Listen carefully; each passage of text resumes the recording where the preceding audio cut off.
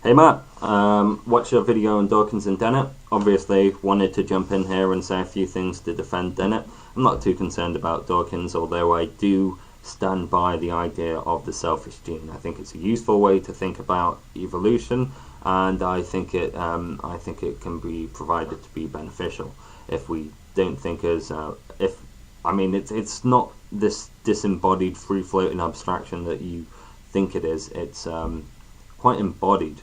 And I think the first reason you might have got off on the wrong foot is to assume that Dennett is this reductionist, materialist kind of philosopher, which he's often seen to be, but I really don't think he is. If you want reductionist, materialist, read Churchland and Churchland, Greenfield, read Crick and Cock, and a variety of other people who are certainly reductionist. What you get with Dennett is an informational, functionalist approach to consciousness, and with my background in AI, it's certainly a thesis that I want to defend. Now, there's a lot of points that you touched on. Let's consider the hardware-software analogy. If we consider the software as the information that the hardware runs upon, it's not that the software is a Platonic abstraction in an ideal, perfect realm. It is simply that the software interacts with the hardware and tells it how to behave. We could understand, theoretically, we could understand the function of the software by looking at the function of the hardware, but this is unfeasible. And what's more, the software, the particular pattern, can be realized on a variety of different mediums. So I think this is what Dennett's getting at. Now, the reason that I think this is important, and the reason that the self can be considered a center of narrative gravity, an illusion, or simply a bundle, is that the particular cells and the atoms in our body are changing constantly. They're changing all the time, yet there is this illusion of self that remains to be consistent. Now, it's not that there's some, as Dennett calls it, mind pearl, which is consistent across time, and it's not as if there's a soul or a transcendental information-based consistency. It's not like there's this eternal realm of the information. It's that the self is merely an abstraction of what goes on in the brain. Now, when Dennett talks about selves, it's a little different, but not too much different than when he's talking about consciousness. So I think that's something to bear in mind. Now, there's a few other points that I wanted to point out. I think let's just go back to the brain rather than the hardware software. Now, it's true that the functioning of the brain isn't exactly the same as the functioning of a Turing von Neumann-esque architecture. What's inherently different on a few counts is, firstly, von Neumann-esque architecture is generally serial, whereas the brain is inherently parallel. But of course, parallel things can help us so much in evolution, and to avoid predators because of the immense complexity that they yield. Now, it's true. The software and hardware in a human brain cannot be abstracted so easily.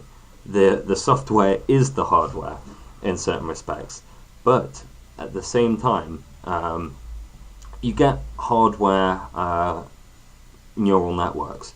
Like, I'll mention it again, I've mentioned it a lot, but IBM's Blue Brain software, hardware, should I say, performs, or will, hopefully, utilize many aspects of neurology in making the particular nodes connect to each other, such as Hebbian learning and developmental selection and other such features. Those Hebbian learning is certainly a process that happens in the human mind, but that is an abstraction. but in order to realize Hebbian learning, it has to be within some physical medium. Now, I think that's worth considering as well. But what I think Dennett's getting at is, if we don't suppose that there's anything like a mind pearl, which is our consciousness, or some transcendental, unexplainable thing of our consciousness, then what he says is, theoretically, we could map the behavior of the human brain, because that's all that matters, the functioning of the neurons and so on, and we could transpose that to a machine with different architecture, just in the same way that a software program could be transposed to a thing with different architecture and function in more or less the same way.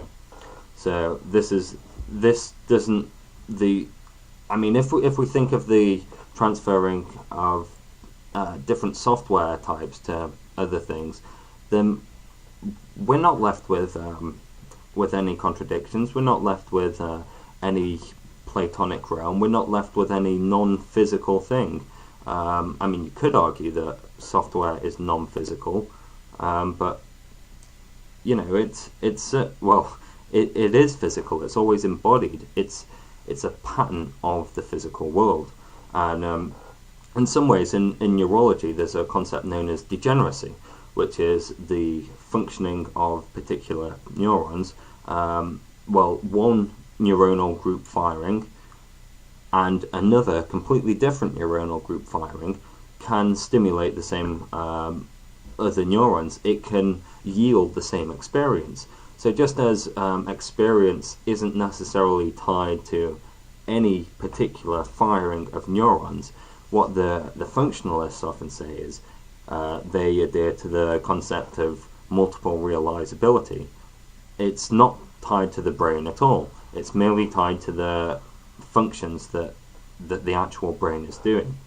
And this, in my opinion, doesn't lead to any contradiction, any soul, or any transcendental Platonic realm. So that's worth considering. But just as I thought you might like this view a little bit more, because it's not as reductionist as it first seems. So just as Alan Watts even says that we are patterns, to be honest, I knew he wasn't talking about functionalism when he said that, but it really resonated with me, what he said. And just as Hindus believe that we're part of Shiva's dance, we're not set in stone. That really also resonates with me. So I think there are certainly many things to consider here. Now, Dennett isn't a reductionist, as you claim, but I think if we could, say part of your brain goes, like say your visual cortex in the back of your brain goes, say V1 or something, and you have trouble seeing, then theoretically what we could do, and this has been done to an extent with Kevin Warwick and a few other people implanting things to send electronic responses through their nervous system, you could replace part of the V1, and as long as it yielded the same functions, I think it'll give you the same experience. And even if it didn't give you the same experience, there's no way that you'd know, in my personal opinion. So I do adhere to the concept of multiple realizability, and I don't think adhering to the concept of consciousness and neuronal firings as an abstraction leads you to believe that there is a Platonic realm of perfect form. I don't think it involves any type of transcendence at all, although I do think it requires a certain amount of abstraction. So I hope I've cleared some things up. I hope I've maybe made the case a little bit stronger than it previously was for functionalism and multiple realizability. But I actually do want to get a response back on this, so I'll speak to you soon. Peace.